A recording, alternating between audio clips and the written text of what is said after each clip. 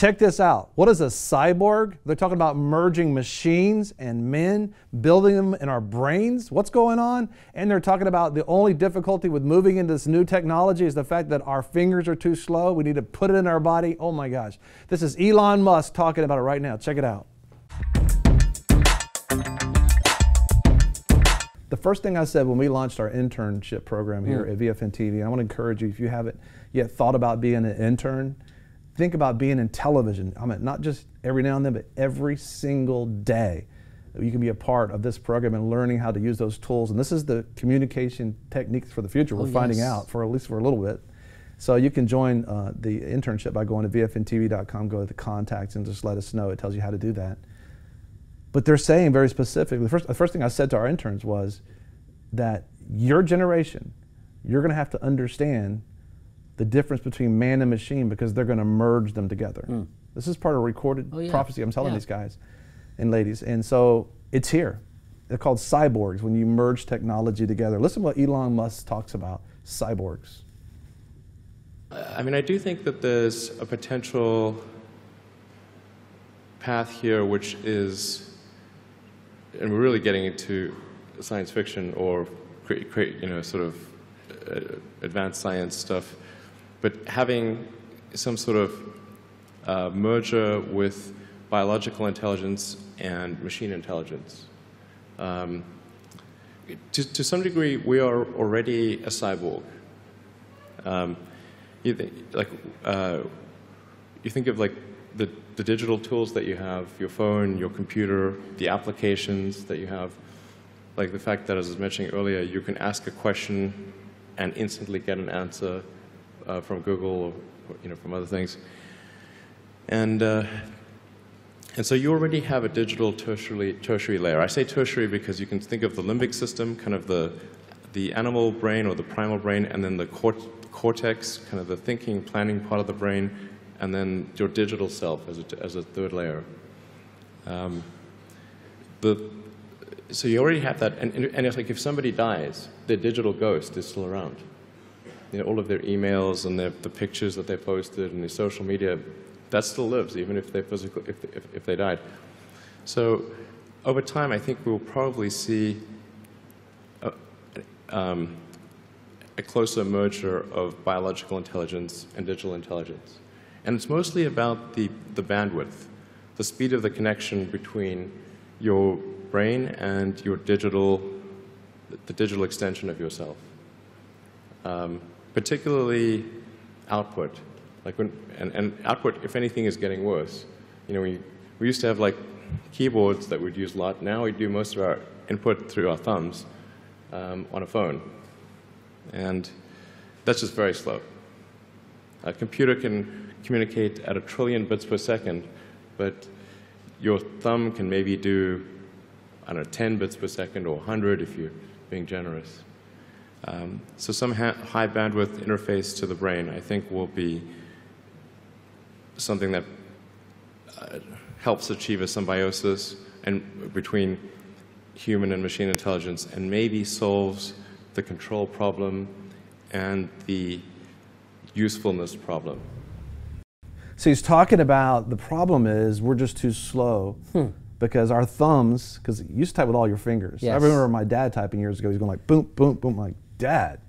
And now here we are, the whole world's typing with two digits, two thumbs. And he says we're like 10 bits a second. We can do 10 bits a second. I'm sure the younger people can do more than that, right? Sure. But the computer can do 1 trillion bits per second. 1 trillion. Amazing. And so you have Ray Kurzweil talking about he's already working on a cortex, which is that part of the brain, how to grow biological tissue with the processor of a chip together, and so they can communicate to each other. So you can connect the brain actually to the internet, right? So yeah, so you would search Google like this. Yeah. Right? Yeah. I mean, you think it. Well, think about Google Glass with the glasses and all that. Well, this is like Google in your head. Oh, yes, it's beyond that. Yeah, but I had a dream, and this particular night vision the Lord gave me, I saw this whole room, John, just filled with people entering all this data. And that's what this is just nothing but data. And and they had like their pods. What do you call those little pods that people sit in offices? Pods. Pods. And they're all sitting in, nobody could talk to anybody. They wouldn't let anybody talk to anybody, but they were just entering data, social security numbers, date of birth, on everybody, all this data stuff. And then all of a sudden the Lord just let me know that this is for evil purposes. This is for evil purposes. But they wouldn't let any of us communicate about what was going on. And so we all had a bulletin board that we could write on to communicate. Like a whiteboard? It was like a whiteboard to be able to write on. And so when I got up in this vision and wrote on this board. Take a look at this. This is what I wrote on the board. I said, and the number of his name was 666.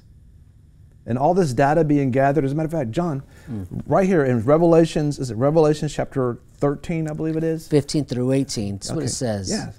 The second beast was given power to give breath to the image of the first beast, so that the image could speak and cause all who refuse to worship the image to be killed. Okay, pause for a moment, because this may be people not figuring this out, that right now you can talk to your phones, it can talk back to you. They're talking about these things are getting a ability to think, what they call it thinking, reasoning. We had Watson, we had the Internet of Things that we talked about, and how that within seconds of communication is going around the earth, and one computer unplugged from the Internet beat the most famous, knowledgeable Jeopardy player. Wow. Because it was able to think and come back and do that. Medicine's using it. If you go to weather app on your phone, weather.com, that's actually done by Watson. That's a computer that's actually generating that. YouTube is all generated artificial intelligence.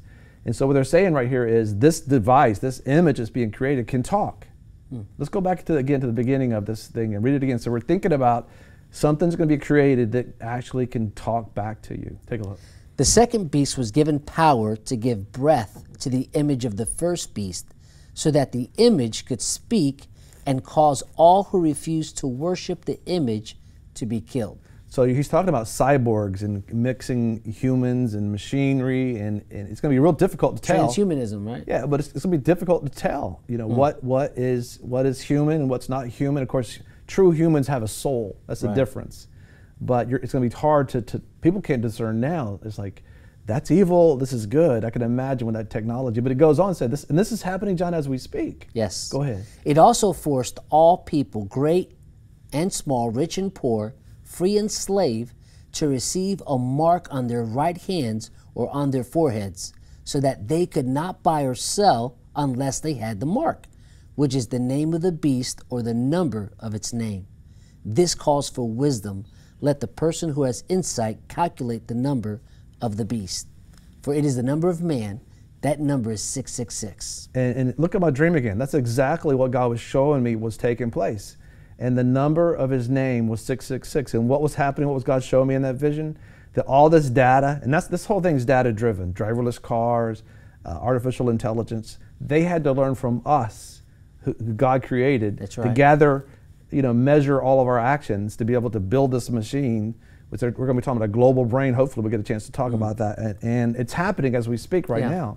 So it requires wisdom, that we have to be able to operate in that. Thank you for watching VFN TV. If you like this video, give us a thumbs up. Also, if you want to see more videos like this, subscribe. A lot of people want to abide with the Lord, but they just don't have a plan to do it.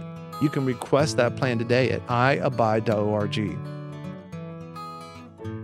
Don't forget you can join us 24 hours a day, 7 days a week.